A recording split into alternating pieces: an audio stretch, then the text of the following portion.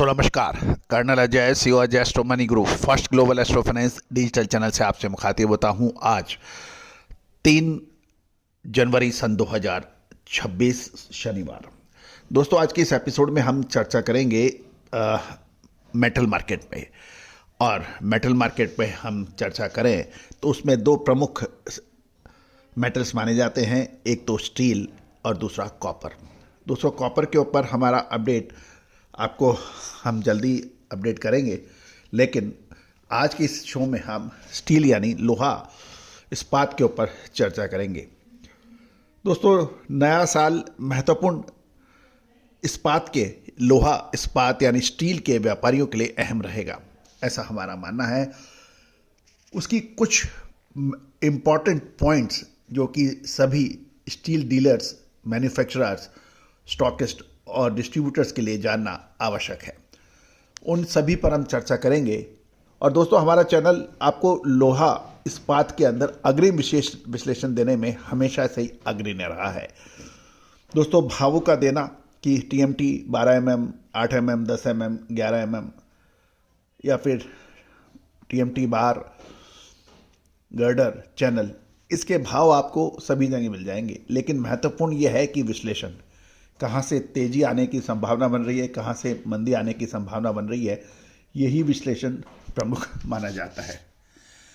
और दोस्तों जनवरी महीने के मध्य के आसपास स्टील के अंदर अच्छी तेजी की संभावनाओं से इनकार नहीं किया जा सकता। नोट कीजिए ये महत्वपूर्ण अपडेट। साथ साथ ये भी नोट कीजिए कि ये सभी जानकारियाँ फिजिकल यानी हाजिर बाजार को ध्यान में रखकर दी जा रही है। किसी भी प्रकार की फ्यूचर ट्रेडिंग, सट्टेबाजी या किसी और किस्म की एक्टिविटीज़ का इससे कोई संदर्भ नहीं लिया जाना चाहिए। दोस्तों जैसे जानिए रिपोर्ट विस्तार से। दोस्तों इससे पहले हम आगे चलें, एक विनम्र अनुरोध, यदि आप हमारे चैनल पर नए आए, पहली बार आए हैं और अभी तक सब्सक्राइब नहीं किया है तो चैनल को सब्सक्राइब अवश्य कर लीजिए। दोस्तों कुछ महत्वपूर्ण की पॉइंट्स रहे जिसको हमने ध्यान में रखा तो हमें ये तेजी का अग्रिम अनुमान नजर आया, वो आपके साथ साझा कर रहे हैं। दोस्तों जनवरी का महीना इंफ्रास्ट्रक्चर और कंस्ट्रक्शन की बात मानी जाती है, क्योंकि बजट की जो प्री बजट रैली होती है भारत में आमतौर पर जनवरी फरवरी के दौरान बुनियादी ढांचा यानी इंफ्रास्ट्रक्चर कंस्ट्रक्शन की परियोजनाओं में तेज गति आ जाती है। सड़क, रेलवे, शहरी पुनर्विकास, अर्बन रीडेवलपमेंट में सरकारी खर्च बढ़ने से स्टील की भारी मांग पैदा होती है। दूसरा, रियल एस्टेट निर्माण में नई परियोजना की शुरुआत और पुराने प्रोजेक्ट्स को पूरा करने का दबाव भी मांग को बढ़ा देता है। इसके अलावा ग्लोबल मॉनेटरी ईजिंग वाली बात जो है, क्योंकि जिस प्रकार भारत और अमेरिका में देखा जा रहा है, ब्याज दरों की कटौती यानी अमेरिकी फेडरल रिजर्व यूएस फेड और दूसरी केंद्रीय बैंकों द्वारा ब्याज दरों में कटौती की संभावना से ग्लोबल स्तर पर लिक्विडिटी बढ़ती है। कम ब्याज दरें उद्योगों के लिए सस्ता कर्ज मुहैया कराती है, जिससे विस्तार और मैन्युफैक्चरिंग क्षेत्र में स्टील की खपत बढ़ती है। तीसरी सबसे जो महत्वपूर्ण बिंदु है वो है ट्रेड प्रोटेक्शन मेजर्स यानी सेफगार्ड ड्यूटी, एसजीडी।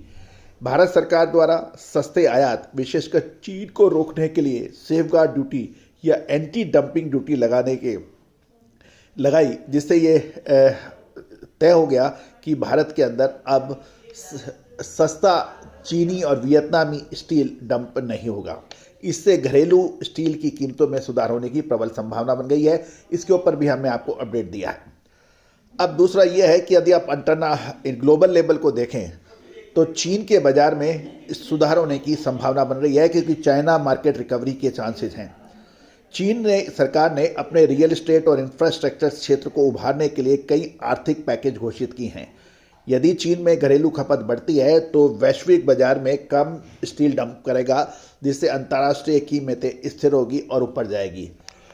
अब महत्वपूर्ण यह है कि ये थी एक मैक्रो लेवल। अब माइक्रो लेवल की हम बात करें तो कच्चे माल की कीमतें, कि इसमें लोहा अयस्क जिसे आयरन और कहते हैं और कोकिंग कोल की कीमतों में यदि कोई उछाल आ जाता है तो स्टील की कंपनियां इसे इस भार की कीमतों को बढ़ाकर ग्राहकों पर डालती है। दोस्तों इसके ऊपर भी हम चर्चा करेंगे कि कैसे जनवरी और फरवरी का हिसाब रह सकता है।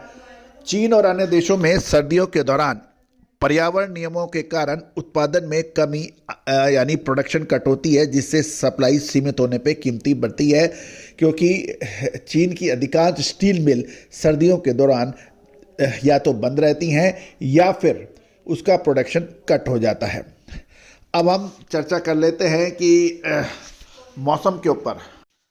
जैसा कि हमने आपको अपडेट देने की कोशिश की है कि जनवरी मध्य से लोहा अयाज की, जिसे आयरन ऑर कहते हैं, और कोकिंग कोल की कीमतों में तेजी की संभावना बन रही है। और ये दोनों प्रोडक्ट यानी कोकिंग कोल और आयरन ऑर स्टील उत्पादन के लिए प्राथमिक कच्चा माल है और इनकी कीमतों में उछाल सीधे तौर पर स्टील और टीएमटी की कीमतों को प्रभावित करेगा। सबसे पहले तो हम लोहा अयाज यानी आयरन ऑर की बात कर लेते हैं। आयरन ऑर की बात करें तो चीन की गोल्डन सीजन मांग जनवरी के अंत और फरवरी में चीन के लूनर ईयर से शुरू होती है, जिससे पहले चीनी मिल भारी मात्रा में रीस्टॉकिंग करती है। ग्लोबल सप्लाई के अंदर भी फर्क पड़ता है, क्योंकि ब्राजील, वेल और ऑस्ट्रेलिया रियो टाइनो में जनवरी के दौरान अक्सर भारी बरसात और चक्रवात की स्थिति रहने की संभावना है, जिससे शिपमेंट बाधित हो जाते हैं। और स्टैटिस्टिक्स की बात करें तो विश्व बैंक और बीएमआई के अनुमान के अनुसार 2026 में लोहा अयाज या आयरन ऑर की कीमतें $95 से $105 प्रति टन रहने के बीच में रहने की उम्मीद है, जो ऐतिहासिक औसत का 80 से $80 से काफ़ी ऊपर है। लोहा आयरन ऑर यानी लोहे आज की कीमतें बड़ी फर्क पड़ेगा। दूसरा, भारत का लक्ष्य 2026 तक अपने स्टील उत्पादन को बढ़ाने का लक्ष्य है और इससे घरेलू यानी भारत की लोहे आयरन ऑर की मांग 7 से 8% वार्षिक वृद्धि देखी जा रही है। अब हम कोकिंग कोल के ऊपर बात कर लेते हैं, आयरन ऑर के बारे में। कोकिंग कोल की कीमतें स्टील की लागत का लगभग 40% हिस्सा मानी जाती है। भारत अपनी कोकिंग कोल की जरूरत का लगभग 85% हिस्सा इंपोर्ट से पूरी करती है। इसमें इंपोर्ट अधिकतर ऑस्ट्रेलिया से होता है और कहा जाता है कि जनवरी फरवरी का महीना ऑस्ट्रेलिया के मानसून को काफ़ी सप्लाई प्रभावित होने की संभावना बन रही है। इससे अंतर्राष्ट्रीय बाजार में कोकिंग कोल की कीमतों के अंदर फर्क पड़ सकता है। घरेलू इन्वेंट्री की बात करें भारत की, जो हालिया आंकड़े मिले हैं उसके अनुसार अक्टूबर-नवंबर में कोकिंग कोल के आयात में 12% की वृद्धि देखी गई थी, क्योंकि मिलें सर्दियों के लिए स्टॉक कर रही थी। जनवरी मध्य तक ये स्टॉक कम होने लगता है, जिससे नई खरीदारी ऊंचे दाम पर होगी यदि स्टॉक पूरा नहीं पड़ा तो। स्टैटिस्टिक्स की बात माने तो ग्लोबल कोकिंग कोल एक्सपोर्ट 2026 तक 369 मिलियन टन पहुंचने का अनुमान है, लेकिन भारत की मांग की गति सप्लाई से अधिक तेज रहने की संभावना है। चीन की घरेलू नीतियों से उत्सर्जक मानकों के कारण वहां उत्पादन में गिरावट आने से ग्लोबल बाजार में कोयला महंगा हो सकता है। अब हम यदि स्टील की खपत की बात करें तो भारत में स्टील की खपत 9% की वृद्धि होने का अनुमान है। कोल इंडिया का जो प्रोडक्शन है वो 26-27 तक 1 बिलियन टन का अनुमान है और ग्लोबल इन्वेंट्री 2025 के अंत तक स्टॉक में कमी की संभावना से इनकार नहीं किया जा सकता। अब कुछ और बात कर लेते हैं। जनवरी के मध्य से हम तेजी की क्यों उम्मीद कर रहे हैं? बजट के पूर्व का सेंटीमेंट। भारत में फरवरी में बजट आता है, उससे पहले बुनियादी ढांचा परियोजनाओं के लिए फंड आवंटन की घोषणा की उम्मीदें से मिल उत्पादन बढ़ाती हैं। लॉजिस्टिक की चुनौतियां। जनवरी में फॉग, जिसे धुंध कहते हैं, ठंड के कारण रेल और सड़क मार्ग से कोयले और आयरन ऑर की ढुलाई की गति धीमी हो जाती है, जिससे स्थानीय स्तर पर आर्टिफिशियल स्कैरसिटी यानी कृत्रिम कमी पैदा हो जाती है। ऊर्जा क्षेत्र को भी हम इग्नोर नहीं कर सकते। जनवरी में ग्लोबल स्तर पर पावर यानी ऊर्जा की मांग बढ़ने से माइनिंग और प्रोसेसिंग की लागत बढ़ती है।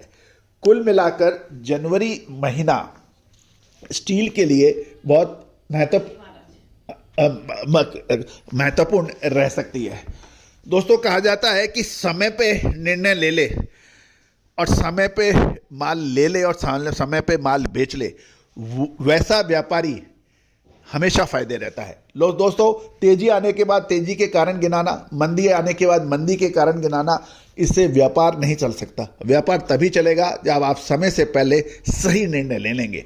और सही निर्णय के लिए यदि आपको हाजिर यानी फिजिकल मार्केट की अपडेट, विश्लेषण और अग्रिम विश्लेषण चाहिए तो चैनल को सब्सक्राइब कीजिए। साथ साथ दिए गए नंबर पर आप संपर्क कर सकते हैं और हमारी फिजिकल मार्केट की विशेष रिपोर्ट सहयोग राशि अदा करने पर उपलब्ध हो पाएगी। All the very best, good luck, happy trading.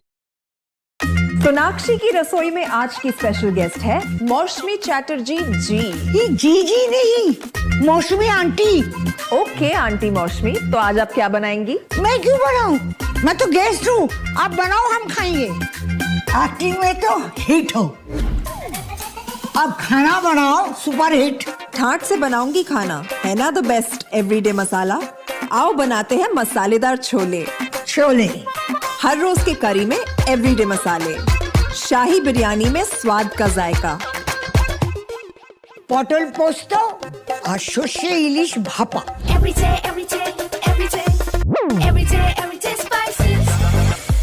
साफ मसाले, खुशबू और प्योर झांझ, टेस्ट से भर दे हर जुबान पे स्वाद। एवरीडे मसाले, देश का स्वाद।